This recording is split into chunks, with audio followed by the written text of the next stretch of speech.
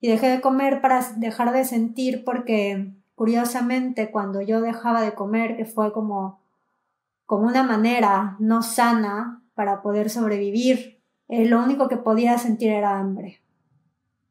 Y desde ahí no iba tanto por un estereotipo más de delgadez, sino era más o fue más por un estereotipo de ser sexualmente atractiva, de ser sexualmente vista, de ser sexualmente una persona desarrollada o una persona que podían mirar. Y esto pues tuvo que ver mucho con mi historia, tuvo que ver mucho con una parte triste, dolorosa, porque generalmente se piensa que entonces alguien que tiene un trastorno de la conducta alimentaria es porque deja de comer o vomita, porque entonces se quiere ver delgada, y muchas veces se deja de ver que también puede ser porque hay situaciones de depresión, de ansiedad, de abuso. Y creo que yo estoy muy agradecida de haber tomado esa decisión, porque si no, no estaría aquí, si no, no tendría las oportunidades de hoy, si no, no podría como saber qué siento, qué necesito y dármelo, si no, seguiría igual. Es más, estoy segura que tal vez ni siquiera estaría aquí, viva. Quiero seguir dándole voz al tema de la salud mental y esta vez con el tema de los trastornos alimenticios, de los TCA, como se conocen. Y hay una cuestión que me llamaba la atención con respecto a la invitada de hoy, que es que no siempre tenemos que asociar trastornos alimenticios con estándares de belleza o seguir un estereotipo, no necesariamente tienen que estar asociados con esto. Y me pareció muy interesante, no sé tú qué opinas. Sí, a mí también me gusta mucho lo que Fer nos tiene para contar, porque siento que lo que ella descubrió es algo muy distinto a lo que todos creemos que significa tener un trastorno con respecto a la alimentación. Entonces, con esta introducción, les vamos a hablar de nuestra invitada. Ella se llama Fer García, es psicóloga, es mexicana y por lo tanto creo que su país de nacimiento ya nos dice mucho de la manera en la que fue criada con estos estándares de belleza, porque yo siento que en Colombia nos parecemos un poquito en cómo pensamos, en cómo nos dicen que deben verse las personas, en cómo debemos alimentarnos. Siento que culturalmente somos muy parecidos. Ahora nos vas a contar tú. Quisiera que nos contaras un poco sobre ti primero y luego ya entramos en materia con el tema. Muchas gracias por esta invitación. Cami, Diana, pues es un honor estar aquí con ustedes. Y esto que acabas de decir de lo cultural es algo muy cierto, porque hablando acerca de los trastornos de la conducta alimentaria, son multifactoriales. Cuando uno empieza o cae en un trastorno de la conducta alimentaria, se puede solo pensar que es por una cuestión estética, por una cuestión de dismorfia corporal, que dismorfia corporal es cuando tú no ves que tu cuerpo es como es y lo puedes ver diferente, ¿no? Y no necesariamente puede ser por esto, pero si bien es importante que sepan que la cultura es algo que influye muchísimo.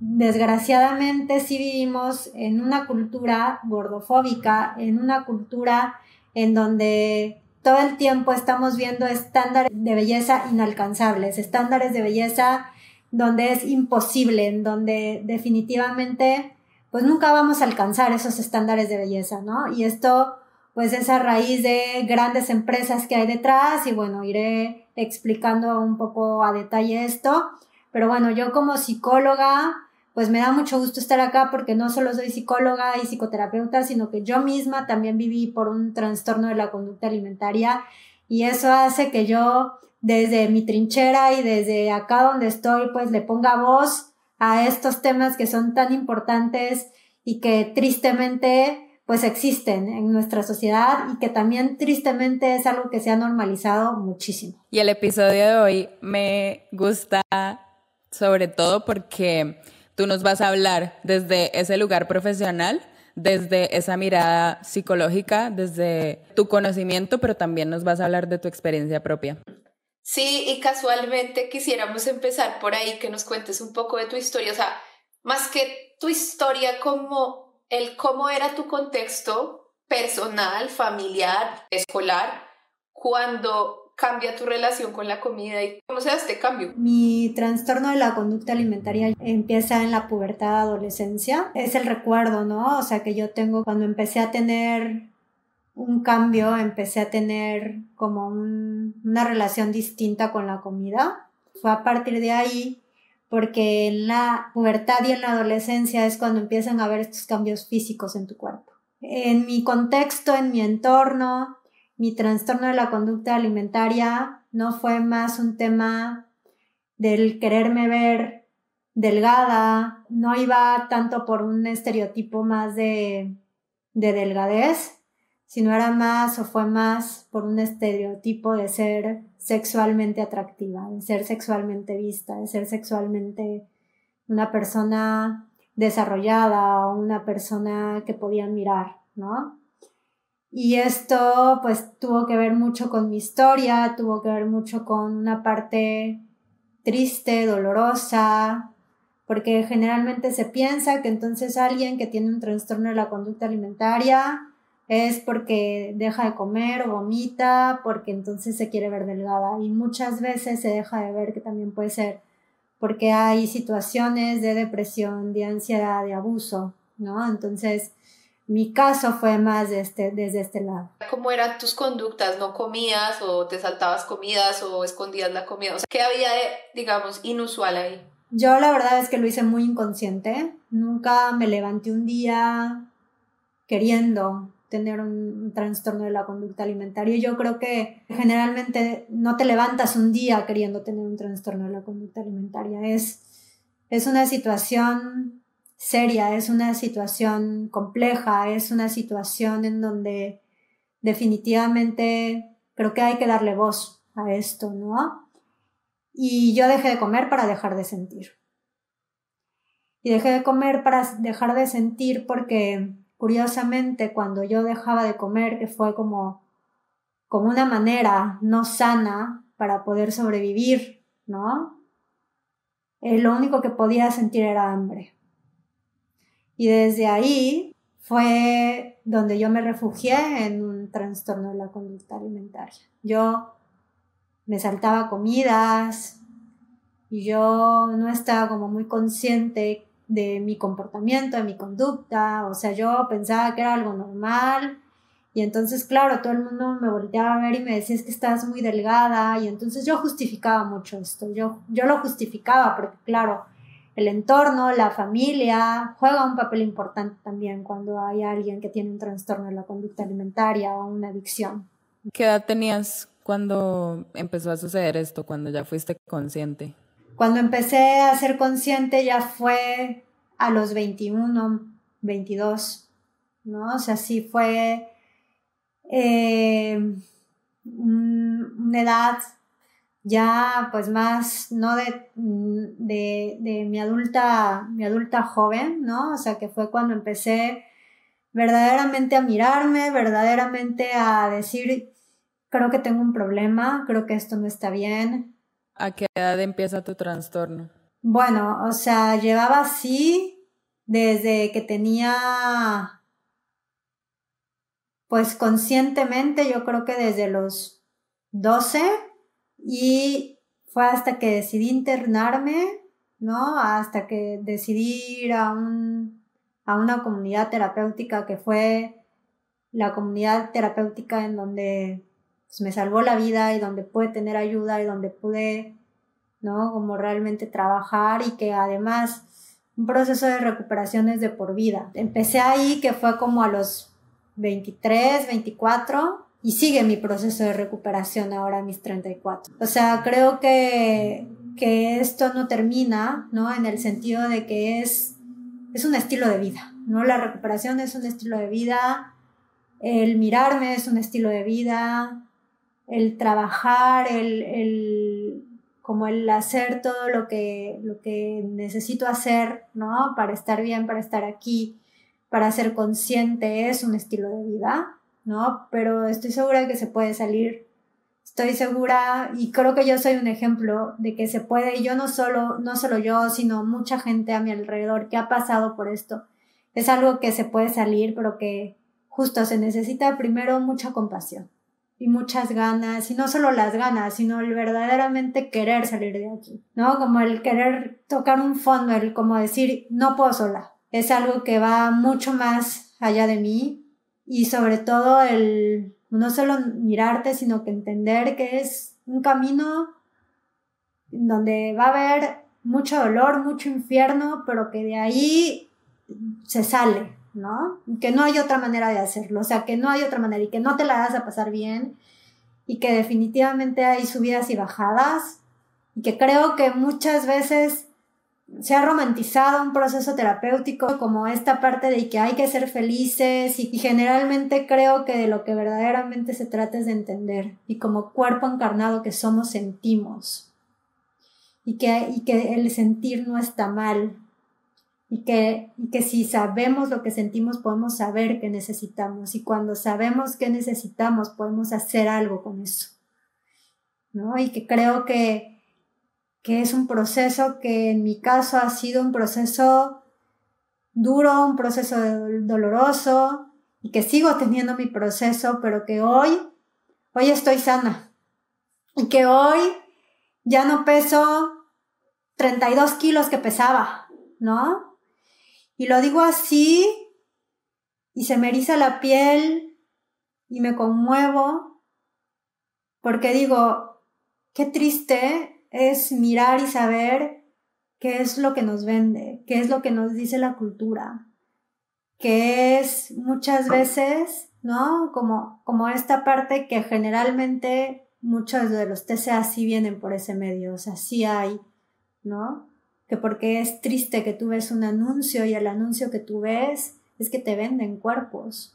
Yo creo que muchas de nosotras, siendo mujeres, creo que sobre todo las mujeres tenemos, digamos que este estigma mental y psicológico muy intrínseco en nuestro ser y nos pueden pasar cosas y todas tenemos seguramente experiencias en donde alguien nos ha dicho, ¿cómo está de gorda? O está muy flaca. O sea, solamente comentar sobre el aspecto físico de una persona sucede desde los padres, desde los tíos, desde los amigos, o sea, no sé por qué la gente cree que tiene el derecho de comentar sobre tu cuerpo y cómo te ves.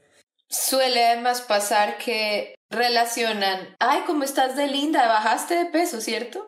O sea, siempre es la relación, te ves mejor o estás más atractiva porque estás más delgada.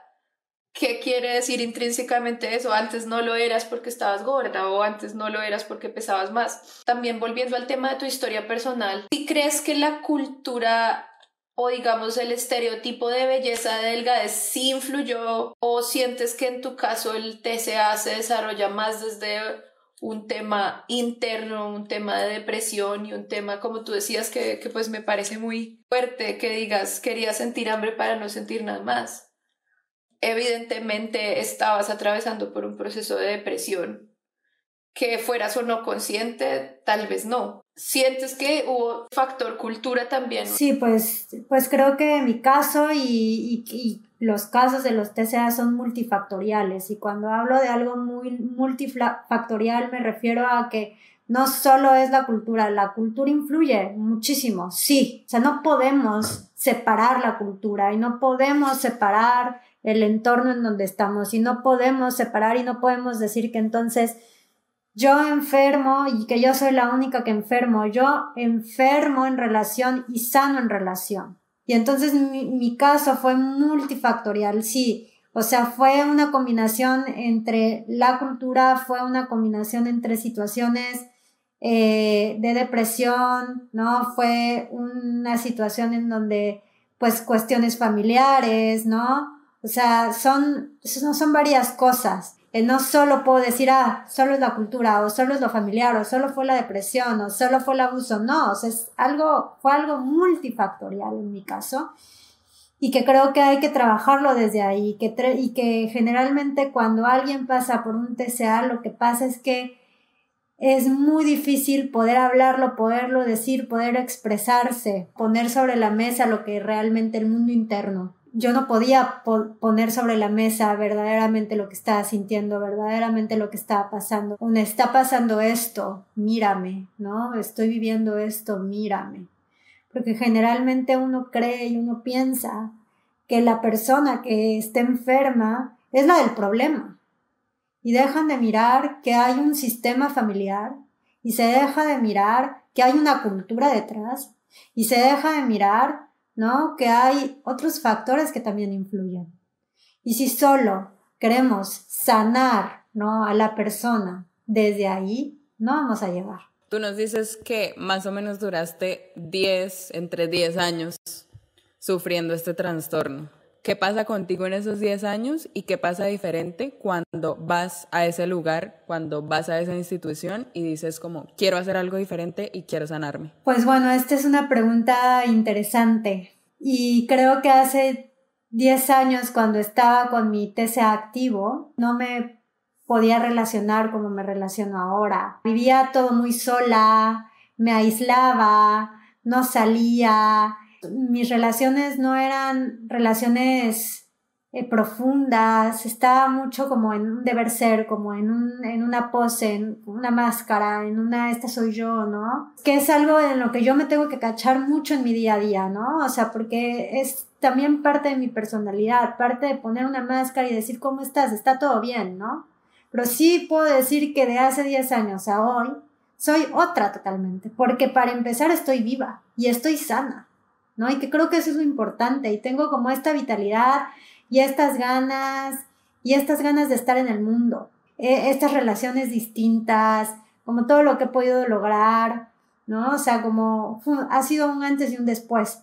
Y como decía, a ver, mi proceso de recuperación sigue, o sea, no es un proceso de recuperación que entonces ya entré a la comunidad terapéutica, exacto, y ya se terminó en mi comunidad terapéutica, para nada, es un proceso de recuperación que sigue y es un estilo de vida, ¿no? Y antes la verdad es que estaba muy enojada, ¿no? Porque decía, es que cómo que toda la vida voy a tener que tener este estilo de vida, ¿no? O sea, cómo es que toda la vida voy a tener que estar pues más atenta y mirándome más y atendiéndome más y trabajando en mí. Y justo una psiquiatra que me acompañaba me decía, Fer, es que vivir es un estilo de vida. Y no es solo el que ya estás recuperada y ya, es que vivir es un estilo de vida. Entonces, a ver, a mí me encantó después le empecé a agarrar el gusto a la comunidad terapéutica en donde estuve, porque fueron 11 meses en los que yo estuve ahí conviviendo con personas con adictos también. Y fue muy duro, ¿no? En donde yo rompí todas las reglas del lugar, en donde tardé tanto, porque si yo hubiera hecho las cosas desde el primer día como se tenían que hacer, hubiera estado menos tiempo, ¿no? Pero es la misma enfermedad que te dice una y otra vez, o esa voz que te dice una y otra vez, no, por aquí no es, o no, es por acá, y entonces, bueno, es un proceso. Y creo que yo estoy muy agradecida de haber tomado esa decisión, porque si no, no estaría aquí, si no, no tendría las oportunidades de hoy, si no, no podría como saber qué siento, qué necesito y dármelo, si no, seguiría igual. Es más, estoy segura que tal vez ni siquiera estaría aquí, viva. De anécdota, ¿cómo era el día a día en esa comunidad terapéutica? Me genera mucha curiosidad porque tú dices que estuviste internada casi un año, ¿cierto? Sí, estuve 11 meses y bueno, la diferencia entre una comunidad terapéutica y una clínica es que si pueden ver la película de Hasta el Hueso que está en Netflix, explica muy bien lo que es una comunidad terapéutica. Estás en una casa, y convives con más personas, es como un Big Brother terapéutico literal, y hace actividades, tenía un horario, una estructura. Lo primero que necesitamos, o cuando se entra en una recuperación, se necesita eso, se necesita estructuras, se necesitan reglas, se necesita orden, necesitan quitarte tu autonomía, porque tu autonomía no es una autonomía que lo estés haciendo desde una forma sana, desde ahí se empieza el proceso. Entonces, teníamos horarios y teníamos oficios y cada semana tú tenías que hacer algo diferente para la casa. O cocinar, o lavar, o limpiar, o organizar algo, una actividad. Posteriormente, desayunábamos todos en comunidad, teníamos nuestras sesiones grupales, nuestras sesiones individuales, nuestras actividades por la tarde y grupo terapéutico.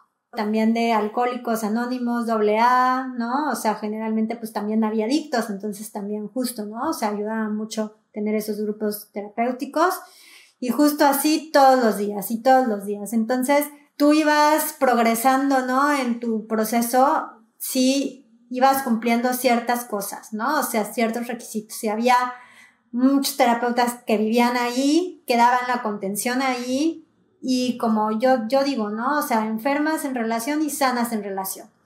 Y cuando tú estás en comunidad terapéutica con más personas conviviendo, son tus espejos. Entonces, sí o sí, hacen que tengas que sanar cosas, porque tú lo ves ahí con el otro. O sea, no hay de otra, no hay más. Y entonces fue algo muy interesante y un poco fue así mi paso por esta comunidad. ¿Cómo reaccionaba en tu familia y tu entorno, tus papás, tus hermanos? ¿Ellos vieron ese trastorno? O sea, ¿nadie fue como consciente de lo que estaba pasando? Y es justo, ¿no? A ver, fue con mucho shock, porque de hecho yo también viví como ese shock. Porque claro, mis amigos, mi familia lo normalizaron mucho. Y pasa que en el entorno, cuando alguien tiene un TCA, se normaliza mucho. Porque es cultural, porque lo que nos dicen es, pues tienes que estar delgado, la información que recibimos es esa, ¿no? Así, es que toda su familia es así, y entonces así es, ¿no? Y entonces fue un shock muy grande, porque hay situaciones de vida tan dolorosas, tan difíciles, que no es que de verdad no lo quieran ver, es que no lo pueden ver. Creo que ese fue mi caso. Que, a ver, o sea, también un adicto o alguien que pasa por un TCA es manipulador, mentiroso. O sea, tenemos nuestro lado, ¿no? Entonces yo también, como les he dicho, pues mi personalidad es una personalidad de poner muchas máscaras, ¿no? De decir, yo estoy perfecta, yo me siento bien. Y no tanto de la vulnerabilidad, de verdaderamente decir, oye, me está pasando esto, estoy sintiendo esto y sigo en mi proceso, como les digo, ¿no? Y acompaño a mis consultantes desde ahí, ¿no? Desde esta compasión, desde este el mirar. Y lo que me haces pensar también es en la responsabilidad de que tú eras la única que iba a darte cuenta de todas esas cosas. Nadie más podía hacerlo. Y fuiste tú quien tenía que hacer el trabajo para eso. Totalmente, porque tú no tuviste la culpa o yo no tuve la culpa de lo que sucedió, pero yo sí tengo la responsabilidad de hacer algo con eso. Creo que al final lo he hecho desde mí. Toqué mi fondo, desde mí dije, ya no quiero más esto para mi vida. ¿Y en qué momento tomas esa decisión? Fueron como muchos momentos, no puedo decir un solo momento, pero lo que sí es que uno muy especial fue cuando me enteré que iban a ser mi sobrino. Y desde ahí dije, yo quiero poder estar en esta vida para conocerlo, para estar. Y ahora ya tengo 2. Y bueno, 2 de lado y lado, ¿no? 4. Y entonces, y bueno, en general son más. Sobre todo porque lo que significa, ¿no? Lo que para mí significó que mi sobrino llegara al mundo fue un mensaje de vida. Y ese mensaje fue el mensaje que yo recibí. Yo dije, es que yo quiero estar en esta vida, ¿no? O sea, sí duele, sí voy a tener que chambearle, y sí, chambearle es trabajar. Sí, yo voy a tener que estar, y pues sí, un poco elegí esto, ¿no? Y bueno, estoy en esta vida y de a ratos hay mar de llanto y de a ratos hay felicidad y de a ratos hay emoción y de a ratos hay enojos y de a ratos y de a ratos. Y es que la vida es así. Y entonces decido estar hoy en la vida y decido hoy acompañar a mis consultantes y decido hoy transmitir y alzar la voz sin miedo, segurizar, decido hoy dar el mensaje de que se puede regular el sistema nervioso, que se puede salir adelante, que se puede recuperar de una adicción, de un TCA, que se puede. Sí, y no solo nosotras te agradecemos por eso. Espero que alguna persona que nos esté escuchando lo reciba tu mensaje. Y en ese orden de ideas de lo que nos estás hablando, me gustaría preguntarte cómo llega entonces a tu vida el propósito de ser psicóloga, de acompañar a personas. ¿Qué pasa contigo cuando ya te conectas desde un lugar de voy a ayudar a otra persona y me salgo de mí y voy para otros? Bueno, sinceramente yo decidí ser psicóloga porque la primera vez que yo fui a un psicólogo, que fue a mis 14 años, se quedó callada en toda la sesión. Y yo dije, ¿qué es esto? ¿No? O sea, en vez de sentirme mejor, yo salí de ahí hecha un trapo. O sea, yo dije, no, o sea, esto no es posible. Yo voy a estudiar psicología para verdaderamente saber si un psicólogo se queda callado en toda la sesión o no. O sea, ¿qué está pasando aquí? Y bueno, o sea, gracias a que yo también decidí estudiar psicología, pude entrar en mi proceso y entonces darme cuenta de que tenía que trabajar esto y poderme internar.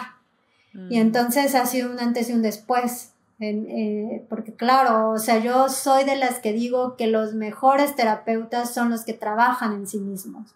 O sea, verdaderamente tienen un proceso terapéutico. Totalmente de acuerdo. Entonces, desde mi misión de vida de hoy, estoy en el trabajo continuo de mí. Y desde ahí, entonces, puedo acompañar, no desde otro lado.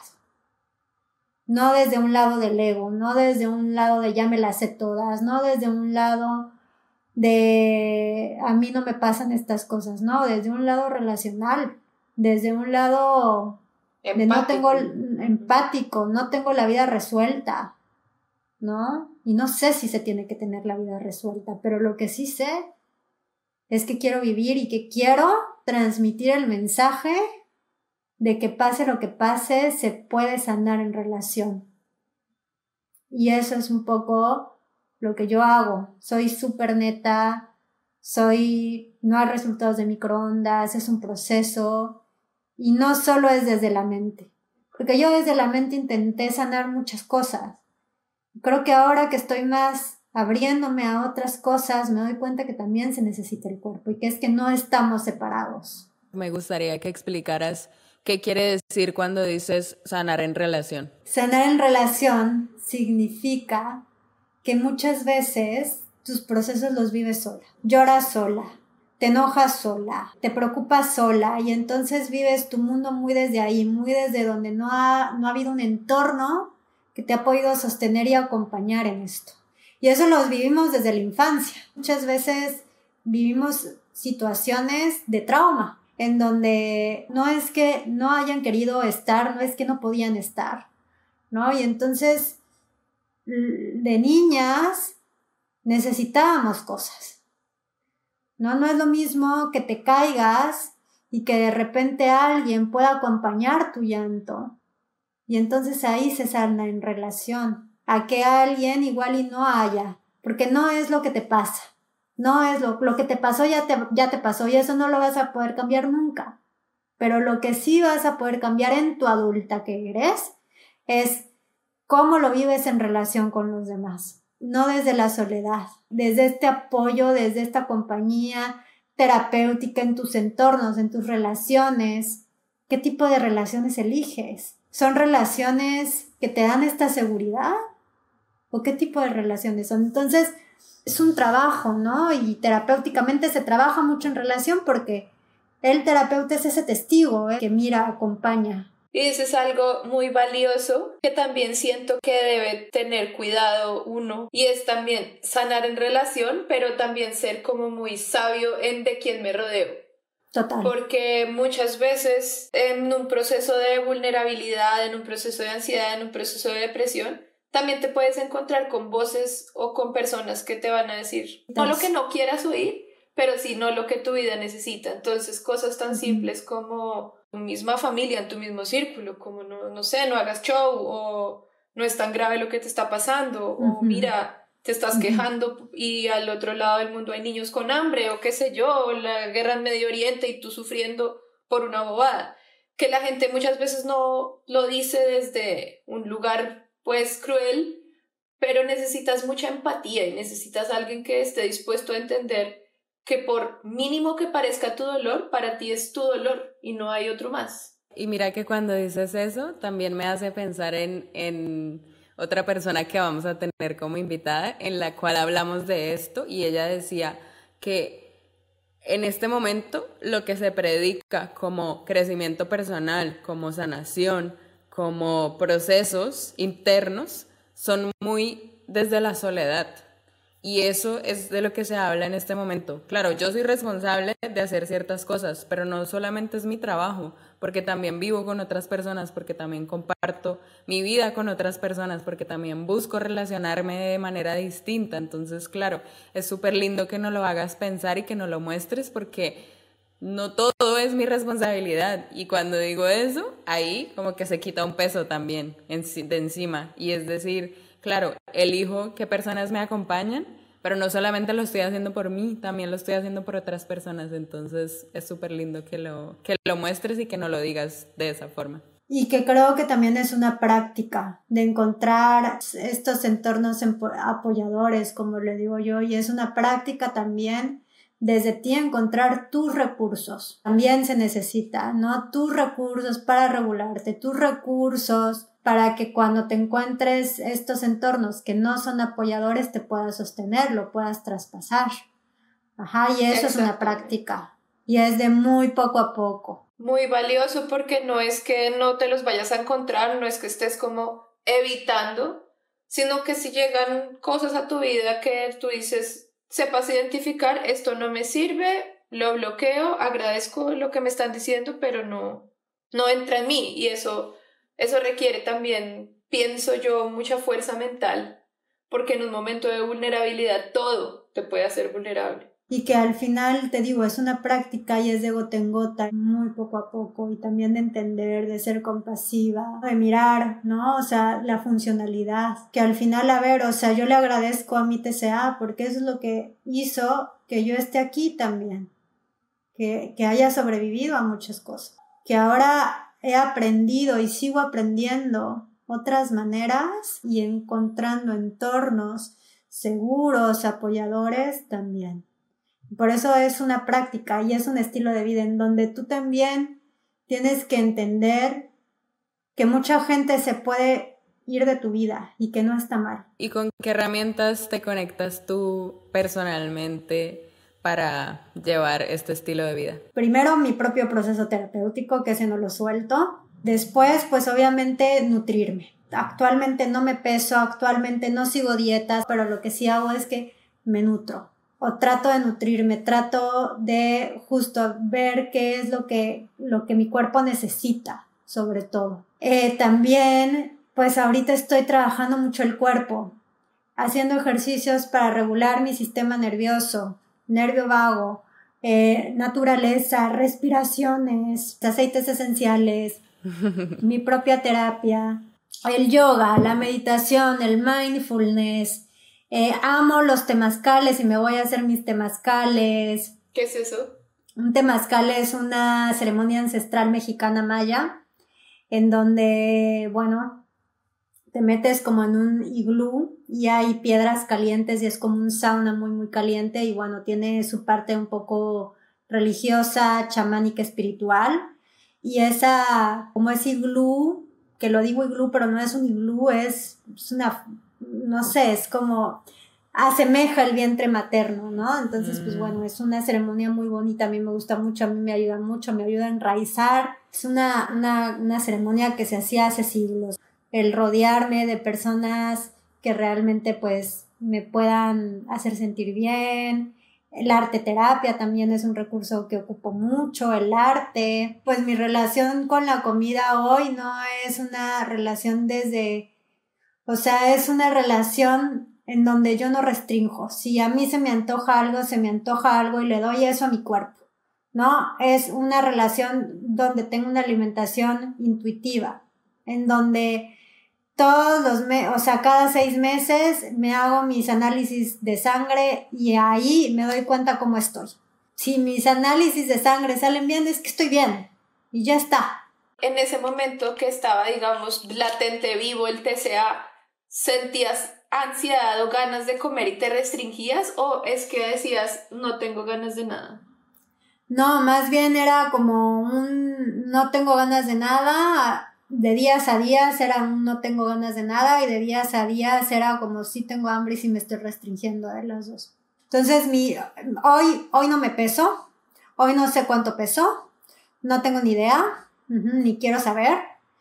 Hoy definitivamente pues sí trato de definitivamente dejar muy en claro y poner mucho mis límites de mi cuerpo no se habla. Y definitivamente entender esta parte en donde un cuerpo no te dice nada. Un cuerpo no te dice cómo está la salud de una persona. Que lo que realmente te va a decir si esa persona está sana es una analítica. ¿Qué le dirías a una persona que esté viviendo este trastorno? Que sea muy compasivo con él mismo y que justo pues no está solo y que se puede salir adelante de esto. Bueno, se nos acabó el tiempo, pero pues es muy valioso lo que nos has compartido hoy. Siento que decirlo como algo multifactorial, como no asociarlo a una u otra cosa, sino decir, bueno, somos seres integrales y el sistema familiar, el sistema social en el que vivimos nos influye también desde adentro. Me encantó. Gracias. Si alguno de los que nos escucha tiene algún comentario o experiencia similar, los invitamos a que comenten, a que nos cuenten sus experiencias también. Mi Fer, muchas gracias porque siento que de alguna manera inconsciente sanaste nuestras adolescentes. Porque aunque yo nunca he vivido un trastorno alimenticio de esta forma, sí siento que de alguna manera me han afectado muchas veces comentarios, ciertas actitudes o ciertas maneras de verme a mí misma, a mi cuerpo, y es muy lindo lo que nos compartes hoy, te agradecemos mucho. Y si alguien conoce a una persona que esté viviendo esto, que le sirva, que crean que pueda sacar provecho de esta historia, compartan por favor. Pues muchas gracias a ustedes por darme este espacio donde puedo compartir. Siempre bienvenida. Un abrazo. Chao.